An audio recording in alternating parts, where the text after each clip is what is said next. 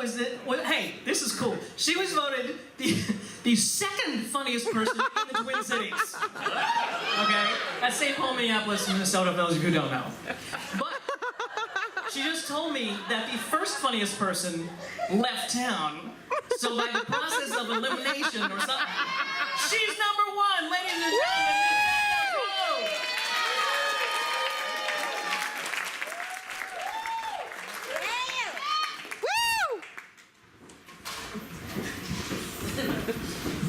Brooklyn, wow. Yeah. I love it here. I love it here. So many smart people. I was at a party last night and I met a Mexican astrophysicist. I said, wow, you fuckers really are stealing all our jobs. So, it's probably no secret for me to reveal to you this evening that I am a member of the LGBT community. You know, lesbian, gay, bisexual, and T. What about that T? Well, I'm here to tell you that I am the T. Yes, I'm a transformer. I used to be a Prius. The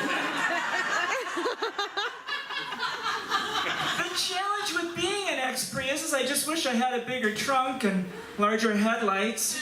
When I was at the dealership, I ordered the automatic with the vagina option, but this is what I got.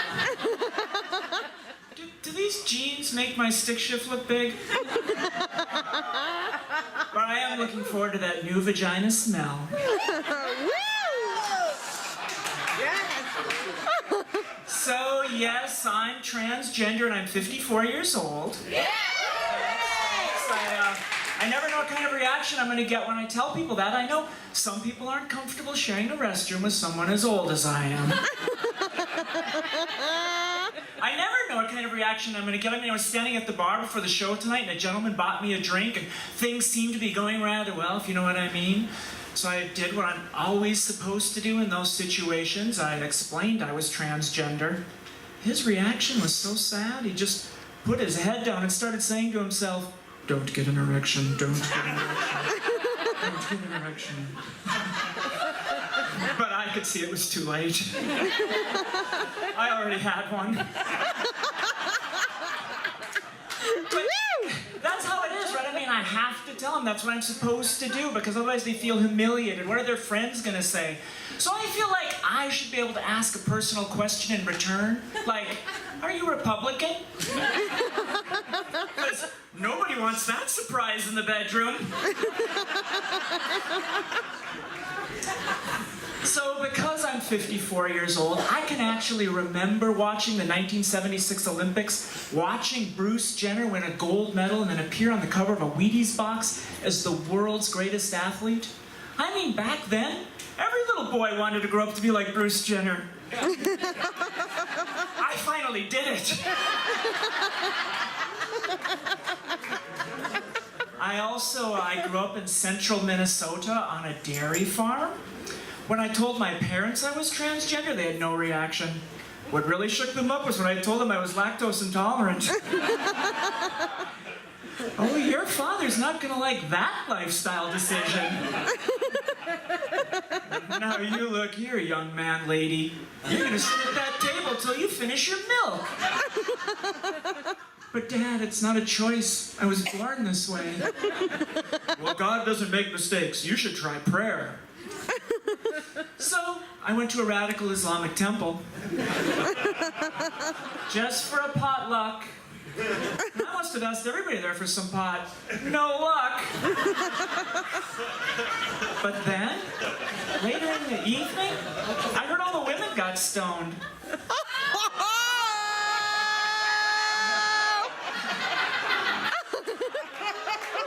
I know. That's a horrible joke. It's simply not true. Not all the women got stoned. It was just the ones learning to read. But that's what I love about New York here. I mean, so much freedom. Freedom of religion, freedom to love and marry who we want, and I even have the freedom to use the restroom at the airport that makes me feel the most comfortable. And when I got off the airplane, I had to go to the bathroom. It was amazing. I just sat there and sat there and sat there. You know, waiting for the right child to come in.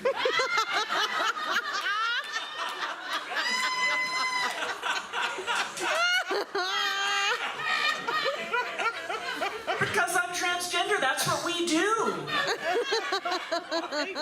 My friends don't understand. They say, why? I mean, why the years of therapy, the hormone treatments, the painful surgery?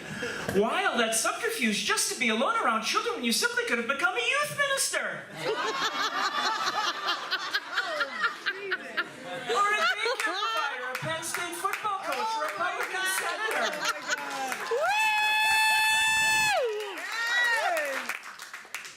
So, I mean, I have had a lot of things happen to me in the last few years. I've had three major things that I can think of. I mean, I recently turned 50 years old. I recently turned into a girl. And after over 25 years of marriage, my wife left me. Aww. I'm still not quite sure which of those first two events caused the third. But she did say to me, some things are deal breakers. When I married you, you were 25 years old. Now you're 50. I didn't sign up for that kind of shit.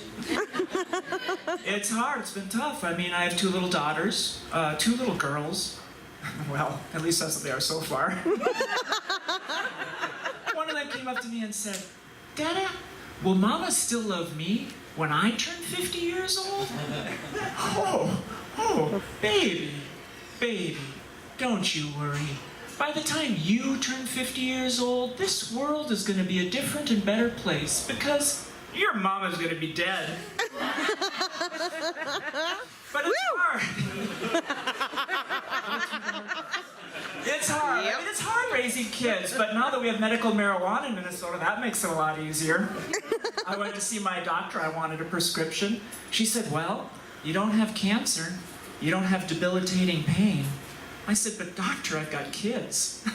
Oh my goodness, here you go, maximum dosage. So I went, I got the prescription filled, and that night I had the best time I've had with my kids in years. It was so much fun, I'm gonna give it to them again tomorrow night.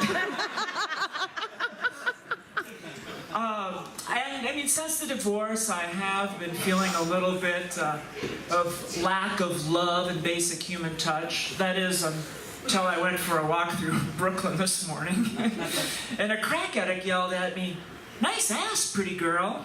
Yeah, I have to admit that kind of upset me because it made me feel good. I mean, I thought objectification like that could only happen in fairy tales. I mean, how bad has it gotten that when a crack addict hits on me, it raises my self-esteem?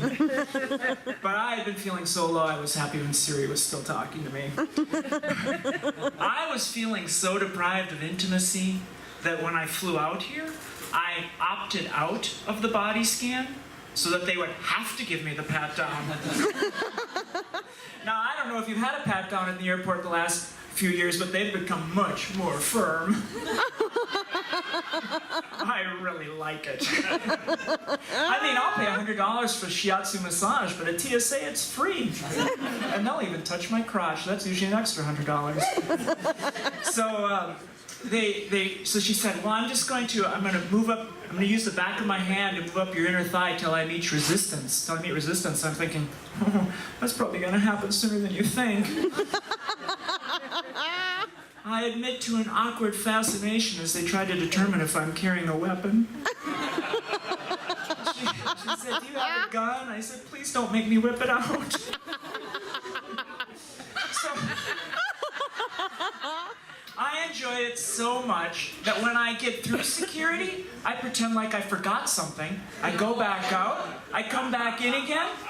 They have to give me another pat down. It's the law. It's great. So here's an interesting question. How many times do you think you can pretend to forget something before they start to get irritated? Turns out it's 4. Thanks a lot, you guys. You're a great crowd. Thanks.